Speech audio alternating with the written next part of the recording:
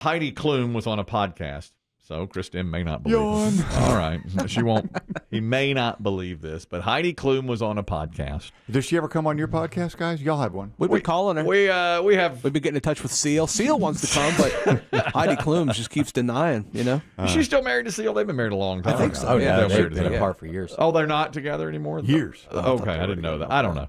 But she was asked on this podcast, what's the most cringeworthy thing that's ever happened to you on a date?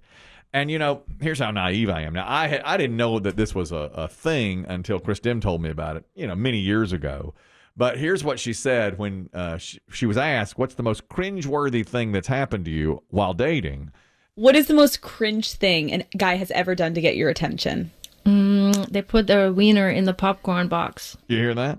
Wiener in the popcorn box while the two of them are watching a The movie. old Wiener in the popcorn box. To a supermodel? To a supermarket. I didn't know about that. Chris Demm told me about it because somebody called and said, you know, did the old wiener in the popcorn box? And I turned, well, at the commercial break, I said, what's he talking about? Whose wiener goes where? And Chris said, come on now. Bruh. Maybe No, showing a We're supermodel. talking about, well, she's always been super. I Well, don't know if yeah, she was a model. you're right about that. She said it was many years ago.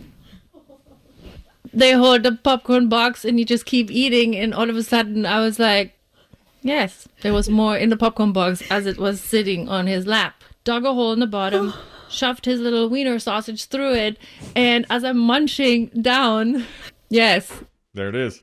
English not her first language. She's No, like, but it sounds better in German. yeah, she did a nice Little job. wiener sausage. Little Wiener sausage. So, It's way more dismissive. that's right. So, Kind of cute. the podcaster said, well, how did you What react? happened? Well, how did you react? I thought it was funny. It made me laugh. Like no one had ever done that to me before, and never anyone after again. Oh, was it hard or soft? I mean, Yeah. let's call it chubby. All right.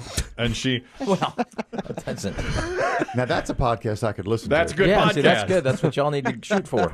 Well, if I had Heidi Klum sitting in here, Dave, maybe next time we'll ask you. We'll have you as a guest. What's the most cringe thing? I'll bring wiener sausage. Well, and I'll tell you this too. I mean, if it's soft, what's the point? You know, Of course. but Yeah. you I got mean, to the fact is, she's grabbing down at it. right. Well, you got to get a small box. Don't get the jumbo. Don't get the jumbo. Plus, I always, and this is what I quizzed Chris Demm about. I said, "You're telling me this is 15 or 20 years ago. Somebody on our air mentioned, you know, the old popcorn wiener in them." I said, "What is he talking about?" To Chris Demm, he's like, "Hey, you cut a hole in the bottom and put it on your lap, and then when she's reaching," and I said, "But what about the butter?" So I mean, I like butter. Yeah, all A day. lot of butter. I like buttered popcorn. We all do. Now, I didn't play the rest of this, but she went on to say that it was very salty, that he had that there was like salt, so it was dry. And then the podcaster said, "Well, did you seal the deal and have sex with him?" She said, "I never know," but she found it funny. She found it unique, and she wasn't offended by it. And it was one of their first or second dates. Wow. And she's like, "I ended it there, but not for that reason. They just weren't that compatible." That's pretty bold. Interesting. I don't think I'd recommend that on a first date.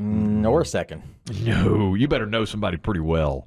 That might be one of your little adult married sex fantasies, Kelly. That might be, but even that's not attractive. Something about it is it.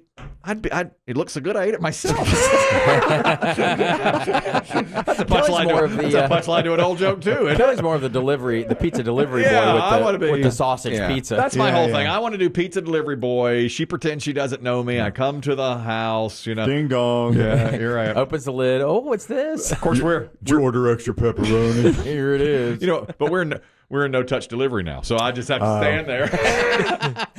And send a picture of your wiener on the front porch Lay on the porch until she comes and gets you. from your driveway. There it was. That's what she'd say. It was there. We're no touch delivery, so that's it. I was really surprised by her reaction to it. A little She bit. thought it was funny. I would think most women would be like, mortified. I by think it, especially early in a relationship. maybe because she's north of 50, right? Is she close to... She said it was 20 years ago. She said it was a while back. That's in the 2000s. Oh, I know. I know. I bet it's way more than that. She said it was a long time ago. Yeah, 'cause About she was a supermodel in the 90s. She's right at 50, I think. yeah. But I when I heard the story, it's like, dang. Yeah. And she Dang said, on dang. she said later, it wasn't really cringe. It was more just funny. And but That guy's lucky. yeah, you better not do it today, and you better not do it to the wrong person. No. And even that, I was over the line. What is really. her... which TV show is she hosting? She got America's top Got model? Talent? Project Runway. Oh. Is that her thing, Runway. Heidi Klum? Yeah. She is on one of those shows. She's on too. another one, She's on too. a talent show. She's a judge show. Oh, America's Got Talent. Is Oh, she that's on what she that? does. Yeah. There's another issue today. This is more health related, involving the male genitalia. And there's something now. This is TikTok Doc, which again, Chris Demm never dismiss it out of hand. But TikTok Doc has gone on to say that there's a new phenomenon known as Jelqing. It's Jelqing. And he said, I have to go on here and talk about this because I see so many young men who are on TikTok. And apparently, you know how TikTok does. They'll put it on there and a lot of people do it, try it. Oh. And they did something called Jelqing. And this doctor says, do not do it. So Jelqing is a newer exercise, I guess is what you would call it, where the thumb and the forefinger grab the penis and you yank it in order to try to make it longer. So this is something that is a relatively new thing. Guys are doing this. The question is, does it work? And the answer is no. There's been no evidence whatsoever that this works. It's just yanking on your penis. So if you're trying to make it longer, Jelqing is not the way to go about it. If I may, it's not a new thing. Yeah, that, I think that goes back to like. I mean, if you want to look at it from a macro point of view, there's nothing new about men trying to make it longer. They just put a name on it. That's all they did. Jelqing. Yeah. It sounds like a Chinese man's name. We now turn to Jelqing in Beijing. Live in Red Square. Let's go to Jelqing. He's got a report on the violence. You wouldn't believe what's happening here, Dan. Well, the student uprising is getting out of hand. He says. How did the word come about? Now that I don't know. See, they just made it up it's like Google. It's just made up out of nowhere, you know. But men have been attaching weights to that area since cavemen. eons. Yeah. Stones. I guess because it's now gone public on TikTok, you privately do it. You know, you try to do anything you can to make it larger. But he says, this doctor went on to say, it can lead to Peyronie's disease, which of course is a bent carrot, a curvature of the penis, and they're seeing an increase in this in young men because of these things to try to make it longer. And it also, what it does is it gradually rips the penile tissue and allows space for scar tissue to fill out, and it does cause that Peyronie's disease. Do that. And it can cause very painful erections, and in some cases make it go shorter. So it does everything you don't want it to do.